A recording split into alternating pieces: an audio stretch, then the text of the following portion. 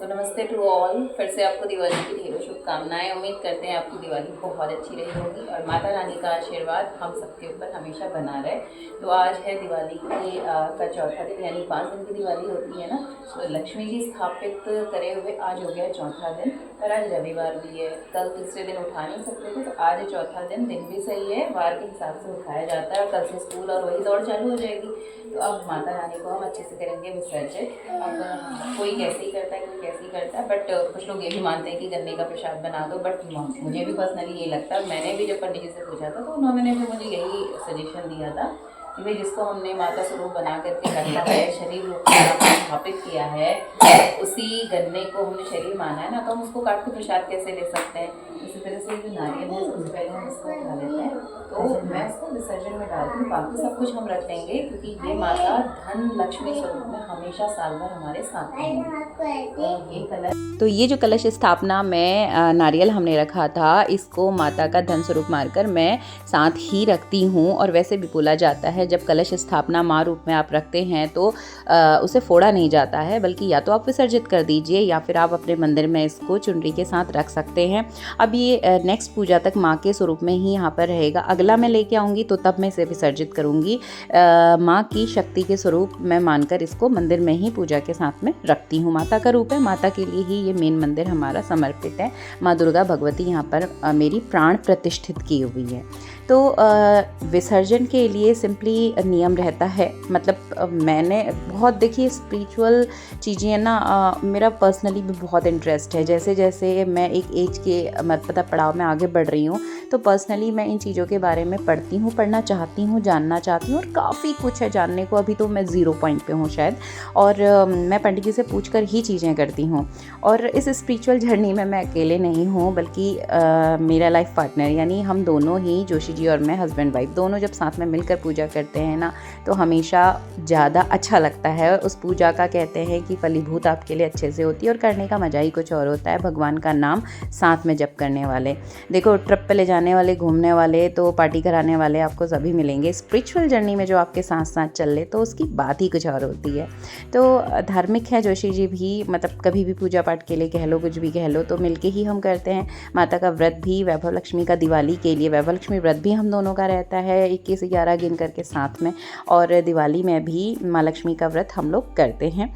और आज है रविवार, 31 को मैंने माता को स्थापित किया था। आज रविवार में 4 दिन हो चुके हैं, तो 3 दिन के बाद ही माता रानी को विसर्जन के लिए उठाया जाता है।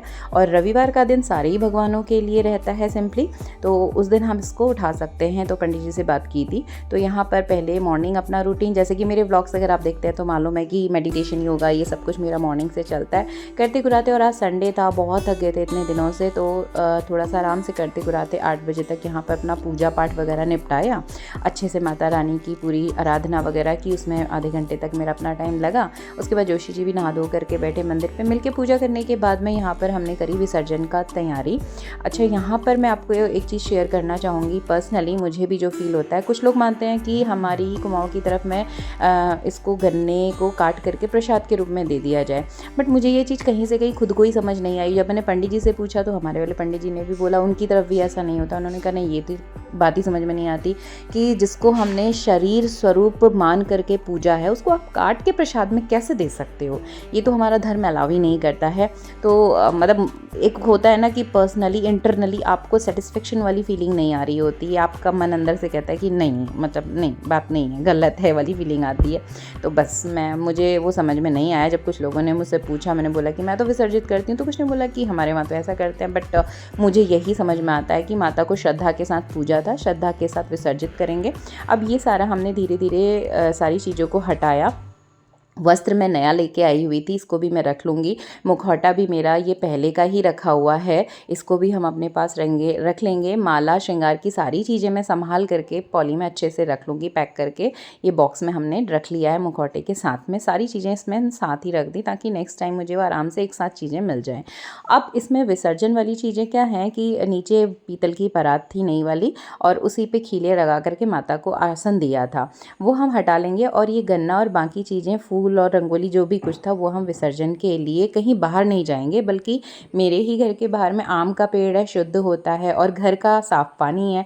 तो बड़े से टब में हमने ले लिया पानी और उसमें पानी भर के, ये सामने ना आम का पेड़ है, आम के पेड़ की जड़ में, ये भी एलिवेटेड ज़मीन से भी उठा हुआ एरिया दादा ने यहाँ पर उठा के इसको बना दिया था। यहाँ पर बेल वेल लगा देते हैं, लौकी कद्दू वगैरह की, तो वो उठा वाला एरिया है तो और भी अच्छा हो गया वो। मतलब पहले तो आम का पेड़ और साफ़ जगह है, उसमें भी हमने ऊपर ज़मीन को उठाया हुआ है। वहाँ पर बढ़िया से यहाँ पर हमने रखा टब, और ये जो कलश का पानी था पहले पूरे घर पे छिड़क दिया, शुद्ध पानी प्रसाद के रूप में। उसके बाद इस कलश के पानी को भी हमने उसी पानी में विसर्जन के तरीके से डाला, या फिर पानी को तो आप किसी भी फूल के पेड़ की जड़ में डाल सकते हैं, तुलसी की जड़ में डाल सकते हैं, बट हमने इधर ही साथ ही में ले आई थी तो मैंने फिर भूल गई थी तो यहीं पे डाल दी, क्योंकि यहाँ पर हाजरी के फूल, गुलावरी के फूल सब लाइन से छोटे छोटे लगे हुए हैं और ये आम का पेड़ है और ऊपर से नल लगा हुआ है, बहता पानी है, नीचे बहुत बड़ा सा ये टब है।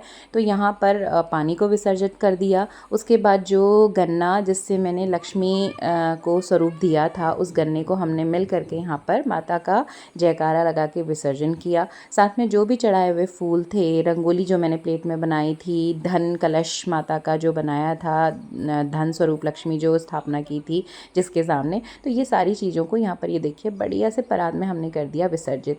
क्योंकि देखिए या तो आप बिल्कुल साफ़ पानी में जाके विसर्जन करें, है ना, या फिर मेरे आसपास में तो इतना साफ़ पानी नहीं है, पानी में चीज़ें, हर तरह की चीज़ें फेंकी जा रही हैं, तो गलत है, उस पानी में विसर्जन करना कम्प्लीटली गलत है। ये सबसे अच्छा तरीका मुझे भी सजेस्ट किया पंडित जी ने कि मैं ऐसा कर लूँ, तो उन्होंने बोला बहुत अच्छी बात है, ये सबसे अच्छा चीज़ है। तो बस इसमें हमने डाला, उसके बाद इस पानी को सामने आम के पेड़ की जड़ में धीरे से पूरा हमने यहाँ पर डाल दिया है। अब बढ़िया से साफ़ सुथरी जगह में जल में विसर्जन भी हो गया। उसके बाद वो पानी आम के पेड़ की जड़ में चला गया, गन्ना और फूल सब कुछ यहीं पर रहेगा, बढ़िया से पेड़ की खाद बन जाएगी और पेड़ के रूप में वो चीज़ पॉजिटिवली चली गई यूनिवर्स के पास। और ये है हमारा बेलपत्र, बेल का पेड़। हर हर महादेव। भगवान जी के फूल बेलपत्र के नीचे आ गए और ये विसर्जन हो गया। तो बस विसर्जन का काम कंप्लीट करने के बाद में मैं आ गई किचन में। बच्चों को लगी हुई थी भूख, तो फटाफट से पकोड़े बना लिए। तो आलू और मिर्च वाले पकोड़े यहाँ पर बनाए हैं और बढ़िया सी भंगीरा यानी भांग की चटनी, पहाड़ी भांग की चटनी ना बहुत ही टेस्टी होती है।